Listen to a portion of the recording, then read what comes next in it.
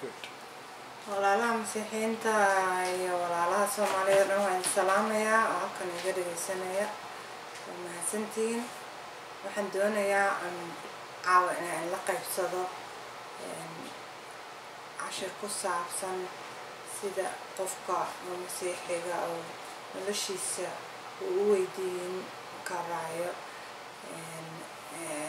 relationshipkiisa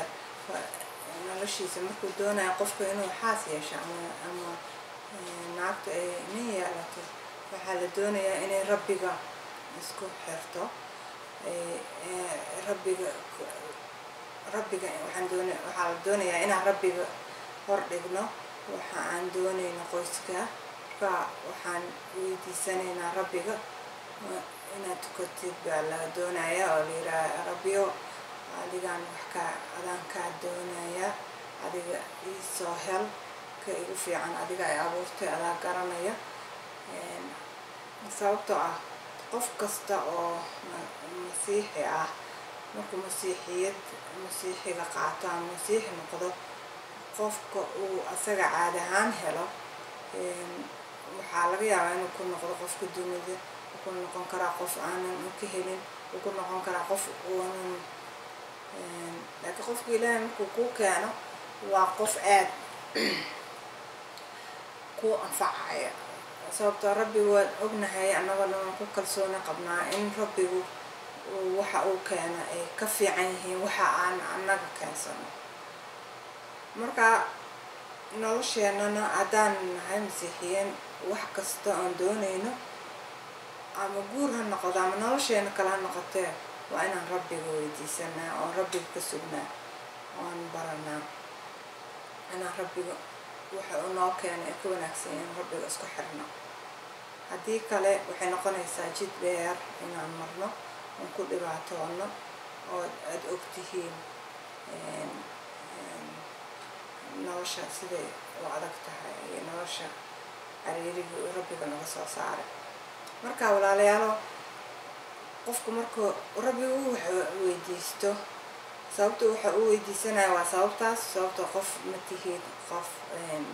duni ma tihid qofka duni haddaad tahay dunida waxaa ka raadsan kartaa laakiin qof haddaad tahay rabbiga ka yimid waa inuu qofku ilaahay wax weydiistaa uuna sugaa aayad kitaabka oranaysa waxaa jira Yacquub 1:6 ayaa jirta laakiin rumaysad ha ku baryo isagoo aan shakinayn waayo ku kastoo shakiya wuxuu la mid yahay hirka badda oo dabayshu kaxayso oo rogrogto marka qofka hadduu ilaahay uu baryo inuu sugo waayo oo waqtiga ilaahay iyo waqtiga annaga waqtigan isku mid maahan ka xaqiiq markii waqtiga la gaaro rabbiga waad ka dareemaysaa marmar waxaa dhacda qofkii iyadoo waqtiga la gaarin iyadoo aad u malaynaysa in waqtiga la gaaray oo qof aad arkaysid oo dhays qofkan ama qofkii yahay qofka ilaahay iiga yimid ka ilaa annaga ilaahay ma nihin waxba ma garanayne qofkii markaad aragtid qof aad u wanaagsan yahay aad uga heshay uu yahay waa tukanaynaa wiil iyo gabarba waa inaan tukanaa waan nirahnaa rabbiyo qofkan ma adigu kaa yimid ma qof adiga aad ii soo dirtayba haddii adiga uu kaa yimid rabbiyo qalbigayga geli oo nabad la yeel oo ma aragtay itusi haddii uunan adig kaa imaanna rabbiyo qalbigayga iga saar oonan ka walwalin qofkaas waxa uu yahay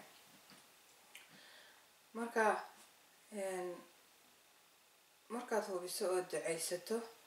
qasab rabbiga qalbigaaga wuu bedelayaa waan dareemaysaa haddaad tahay qof obedient lahaa oo qof ilaahay sugayaa tahay marka kitaabka maamaayadii ku alla kii afa helaa wuxuu helay wax wanaagsan rabbigana raalli buu ka helaa qofka rabbiga ka yimaada raalli garays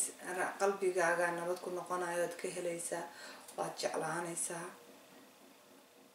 maxaa la yiraahdaa nabad buu kula noqonayaa marka waa muhiim qofka inuu xaas hela ama family helaa. Dadka qaarkood ma rabaan rabbigay ka jecelyihiin inay la joogaan, soo qofkii doonaya wuxuu helayaa markuu helo uu ku farxayaa. marka muhiimada aan qofka aad ku garanaysid waxay tahay inuu qofka qof ilaahay yahay kaaga yimid yahay.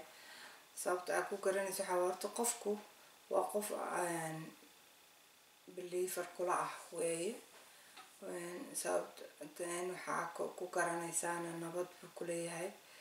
maalin walba maalinta ka dambeysa oo aad isla hadashaan ama meel ku kulantaan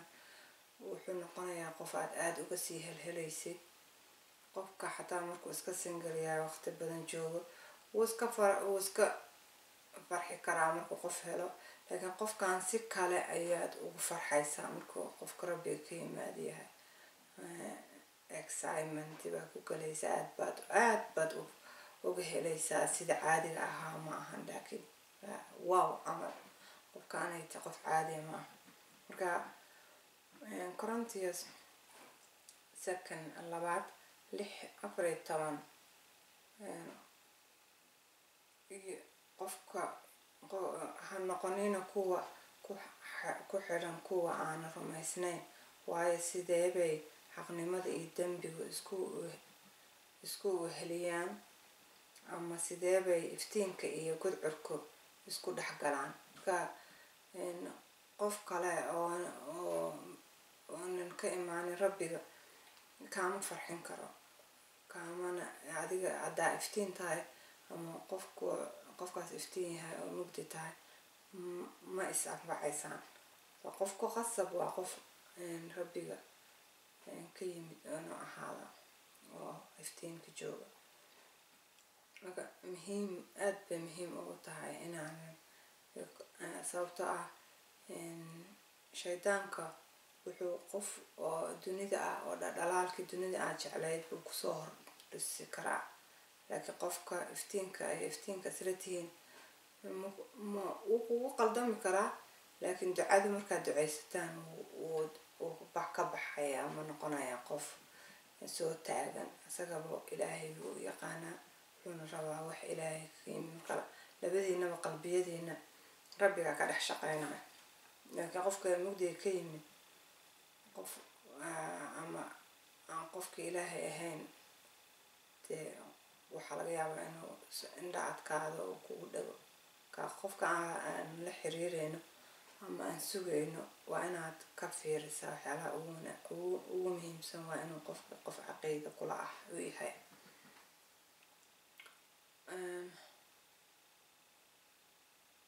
intaas markaad ogaatid oo qofkii uu qofku u noqdo qofkaad rabtay oo isku wanaagsanaataan oo qofkii ay dhammaato oo wax walba aad ka tijaabiso ducadii lagu aqbalay, waxaa laydinka rabaa labadiinaba inaad ogaataan dunida oo dhan inay cadow idinku tahay. waxaa laydinka rabaa inaad ogaataan inaad soo jeedaan. waxaa laydinka rabaa inaad fakartaan. waxaa laydinka rabaa inaad wax walba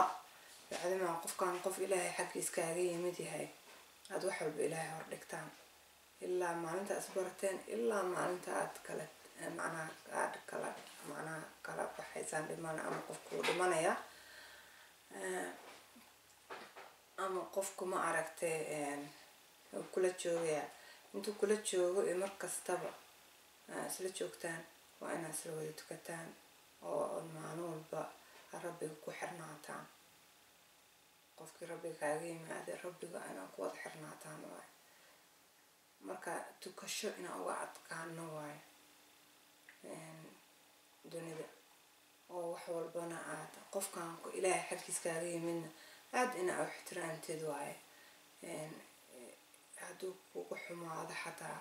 waa inaad rabbiga hor dhigtaa oo u ducaysaa oo u dulqaadataa oodan dhibin. haddaad dhibtid qofkii ilaahay kaaga yimid, ilaahay qofkiisii ma xumeyn kartid, wuu kaa qaadanayaa ama maxaa la dhahaa ilaahay baa kuga caroonaya. ma doonaysid intaa ilaahay wax u dirsatay ilaahay qof kaaga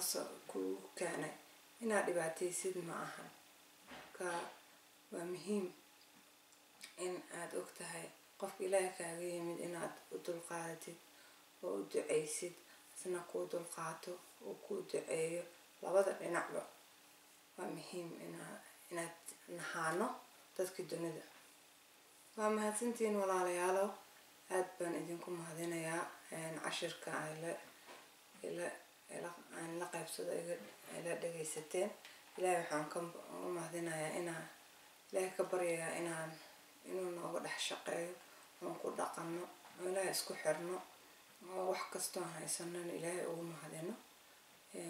nolosheenana ilaahay la-aantiisa waxba ma noqon karto sababtoo rabbi waa xididkeena caleemaha aan ku jira baanaha annaga la-aantiisa waxba ma nihin rabbiyo adiga kaama maarano nolosheena dhan adaan kugu xirnay adaan ku hordhignay intaas waxaan kugu weydiisanayna magaca wiilkaaga ciise masiix aamin